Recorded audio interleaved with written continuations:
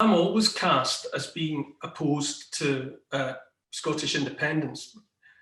The truth, and I'm not trying to play word games with people when I say this, it's not that I'm against independence. I am for the United Kingdom. I was born, I was born in 1967. I was raised in the, in the 70s and through the 80s.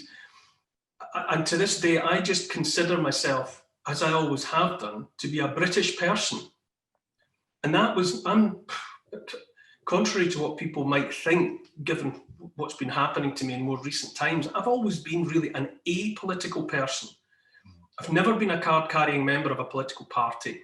I've voted across the board in my time because I don't have any particular faith in any political ideology. I have voted over the years Green, Lib Dem, Conservative and Labour. And I've never been any more enthusiastic about one than any of the others. And so but I simply have always, in an apolitical, unargumentative way, just taken it for granted that I'm British. That's my nationality. And that's how I see myself. Of course, I was born in Scotland and I'm also Scottish, but I have a British identity.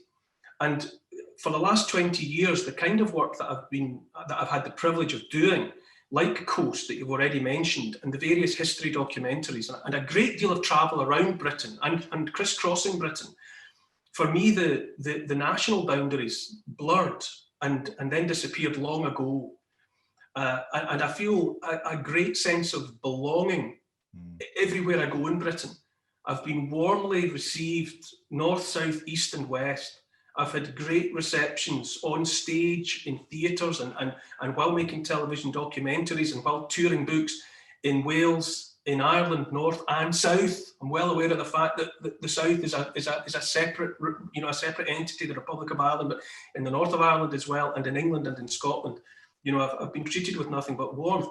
And for me, to draw a new hard line, separating Scotland from England in that formal sense, to break up the United Kingdom, is just a backward step for me. That's all it is. I prefer what I've always had.